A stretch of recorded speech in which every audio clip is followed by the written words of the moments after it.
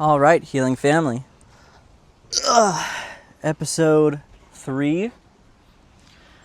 Today we're asking the question, is it okay to not be okay?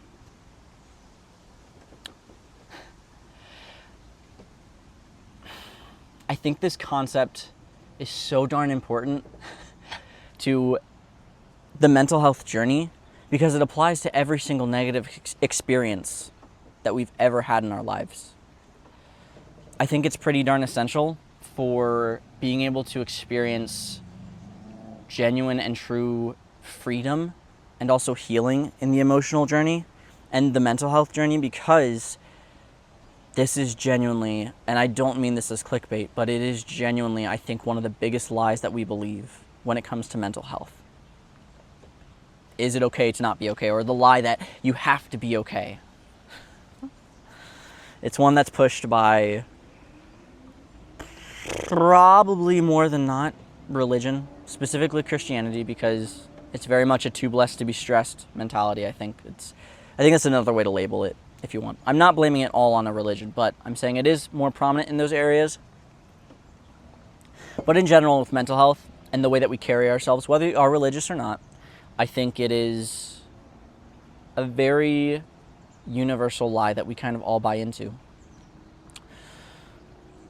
So here's the thing. The idea of I have to be okay. It doesn't exist on its own. It is usually an added layer that we will bring to any sort of hardship.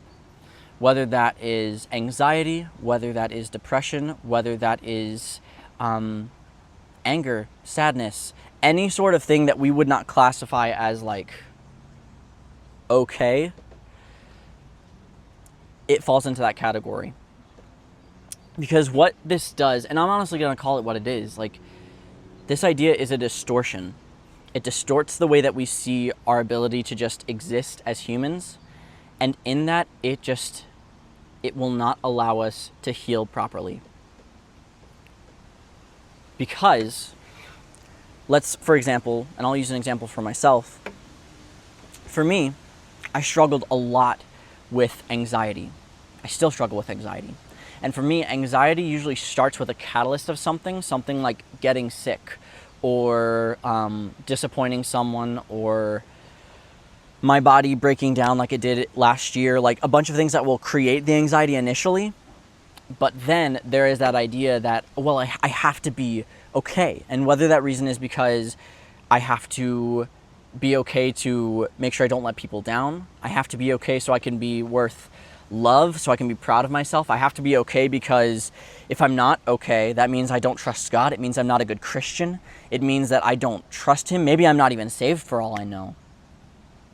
This is the way that my brain would escalate it. But what this idea does, what this mentality does, is it escalates the crap that you're already in, and it makes it almost impossible for you to get out of it.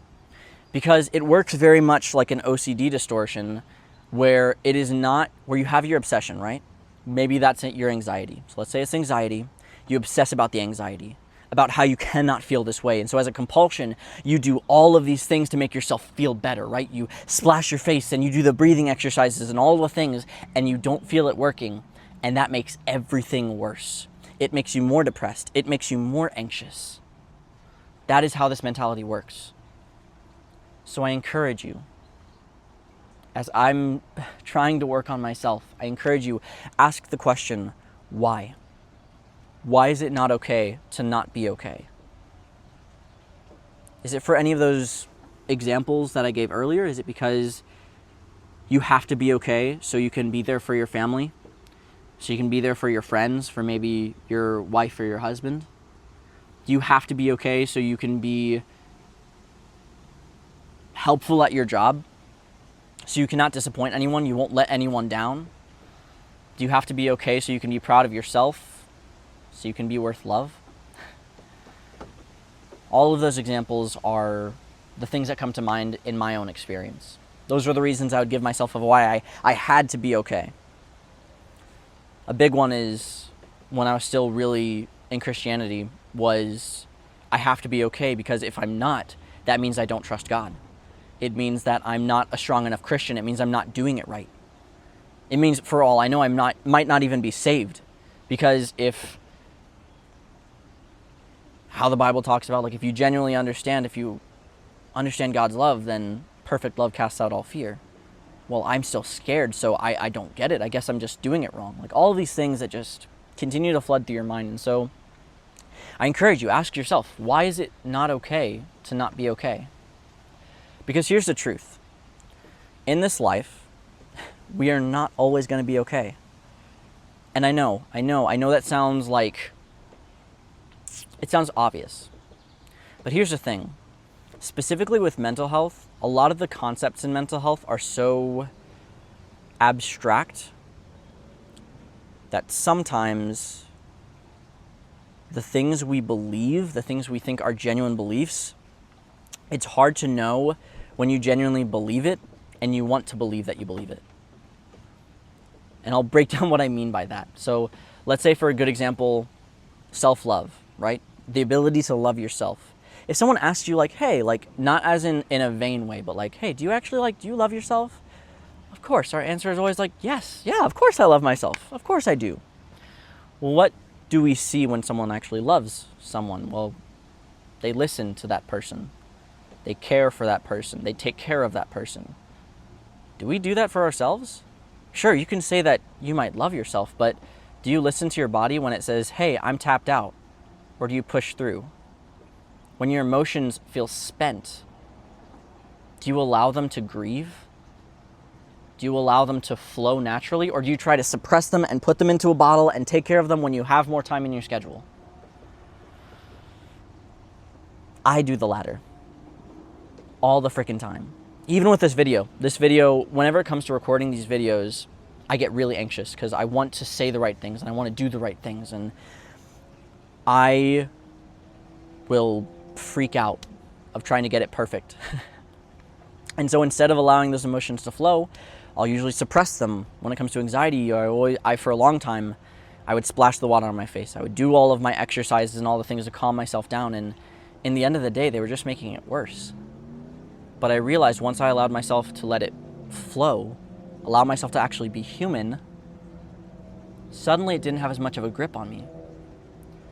Which brings me to the ideas of, okay, well, this sucks. Obviously, we deal with it. So how do we fix it? There's two things that come to mind. The first being this, is that this idea creates pressure. Pressure without flexibility breaks us. And we can see it in examples all around us. When it comes to the way that trees move in the wind. When there's a windy day, the trees that get knocked down are the trees that aren't able to bend with the wind. We build skyscrapers to have a certain amount of flex in them so that way when windy days come, it can handle it. Why do we expect ourselves to be any different? Because if we treat ourselves with all of this rigidity and we have to be perfect and we have to be okay, and then we experience a day where a lot of things happen at the same time, maybe it's a lot of crappy things, whether it's a health thing, a family might have passed sort of thing, or it's literally just your dog pooping on the floor. All of that rigidity, it suddenly just breaks us. So what does flexibility look like in an emotional sense? I would say that emotional flexibility, specifically in the mental health context, would be grace. Grace for yourself. Because what you are doing when you are gracious to yourself is you are allowing yourself to be human. We are flawed. We have our issues. But one, that does not connect to our identity. But it allows us to move forward honestly and humbly, which is the balance of knowing your weaknesses and your strengths so you can move forward. If you only acknowledge your weaknesses, great, you know what you suck at. But without being able to acknowledge the things you're great at, the things that make you an incredible human being, what can you do except for just hate on yourself? So that flexibility comes through grace. Because we as humans, we are not purely intellectual beings. We do not always operate at 100% efficiency all of the time. We don't have the capacity for it. We are intellectual, but we are also emotional. The key to mental health is not, I need to stop thinking in here and I need to start feeling in here. That is not the answer. The answer is learning to balance and marry here with here. And it's huge. It doesn't have to be one or the other. Me personally, I'm a thinky boy. I really like to think through things. I like to analyze. I like to break apart. And so for me, it's really hard to access my emotions and to access my heart. For years, I could not cry or have any like actual genuine emotions that weren't just facades I put up to just socially fit in. And so it's one of those things where it's learn where you are depleted. Maybe for you, you are a very feely person, so then bump up your stats in intelligence. Not intelligence. You're not stupid. That came out wrong. Now take it back. Bump up your ability to marry the intellectual with the emotional. And if you're more intellectual like me, and you get so caught up here, and you overthink everything, then allow your emotions to come in, and allow yourself to just be human. So that's the first thing. The second thing is, and I've learned about this a lot as I've been writing through a couple philosophical essays for myself, as I'm just learning things. Learn the difference between what is good and bad and what is right and wrong, because they are not the same. There is a difference. I promise you, by golly, there is a difference. And a lot of the time we get those inextricably linked and we think they're just the same thing, but they aren't. Here's the thing.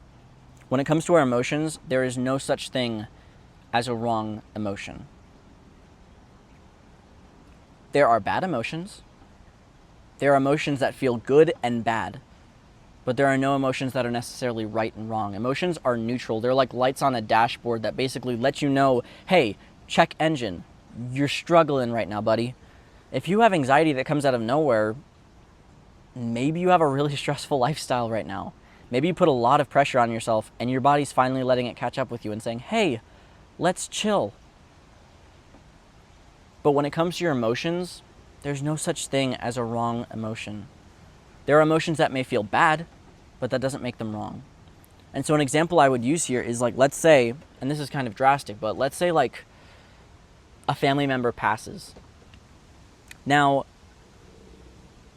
you might feel very sad and you grieve that loss. Actually, we encourage it. It's one of the only times ever in Western society, I feel like, that we encourage your ability to listen to your emotions. Good, calm down. But I don't think that we've ever said to anybody whenever they're sad that they lost a parent or a family member, we don't say that's wrong. It may be a bad emotion, but it's not wrong. So I encourage you, whenever you feel emotions, don't say, oh, I'm happy, so I am good right now. And don't say, oh, I'm sad, so I'm wrong right now. That's not how this works. We are emotional beings, and that means we experience the full spectrum of emotions. We don't get to cherry pick. Because here's the thing, and I've learned this, especially for the people, it's just, I hate saying this, but for the people watching this, if you've experienced abuse, trying to suppress one part of your emotions, you don't get to cherry pick, and it just tanks all of them. So with this, allow yourself to feel all of it. Feel the full spectrum, because every single emotion is important. It represents a part of you and how you are doing internally. So listen to it, because it has something to say. A lot of the time we'll take our emotions and we try to put them into submission. We'll try to align them with what we think is proper, what is okay.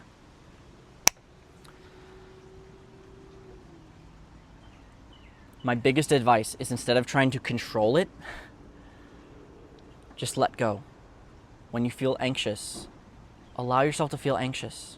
Acknowledge it. Say, this sucks. I hate this. And here's the thing. You don't need to make an excuse for it. You don't need to say, oh my gosh, I'm anxious because of this thing. Because when you have those days where you're anxious and you don't have an excuse for it, then you start to become angry with yourself, because you're like, why am I feeling this way? I shouldn't feel this way. I shouldn't feel anxious. I shouldn't feel depressed. And yet you do. And so then that need to be okay starts putting more pressure on everything, and it makes you less okay. Just because an emotion feels bad and because you are feeling an emotion that is bad does not mean you are wrong. We get that mixed up so much of the time. I get that mixed up so much of the time. But it is not the case. When you feel things, allow yourself to feel them. Being sad, being depressed, being anxious, that doesn't make you wrong. That doesn't even make you broken. It makes you human. Welcome to the club. It sucks sometimes. But the nuance of emotion, it's like putting colors into a coloring book. They are meant to be there, and they make the image of life so much more rich and beautiful. Yes, there is hardship, but that hardship can produce such beautiful fruit if we allow it. So give yourself grace, give yourself leniency, because it's needed. I think it's important to note and to mention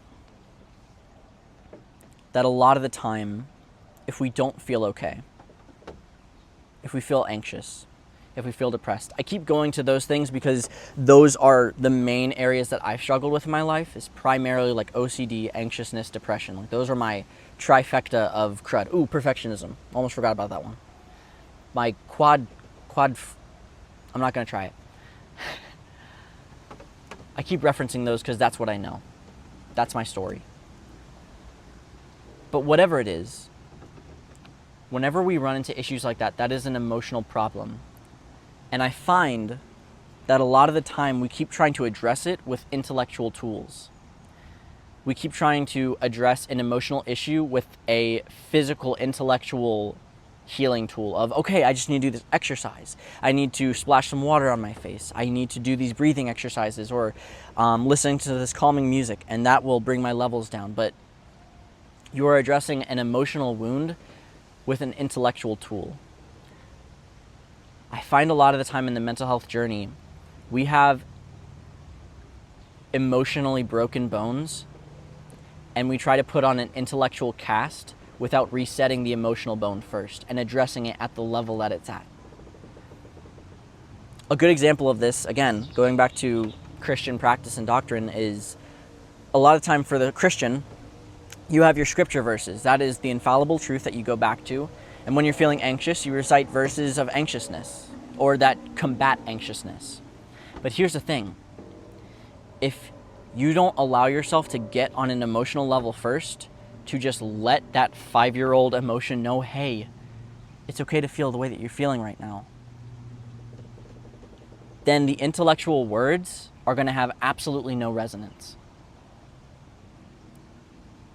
And there is, I believe personally, I think there is a fix to this, which I think is understanding the love of Father God, but that's something I'm still working on right now, and I have not figured it out yet. But all of this is to say, no matter what you're going through right now, you might be going through an awful season, whether that is, maybe it's a breakup, maybe it's losing a family member, maybe it's awful days at your job. No matter what sort of hardship life is throwing at you, allow yourself to grieve. Allow your emotions to flow. Don't try to push them back. Don't try to suppress them. Don't say you're wrong for experiencing them. You are human, which means you are going to experience them, and that means that there's so much beauty to be had in it.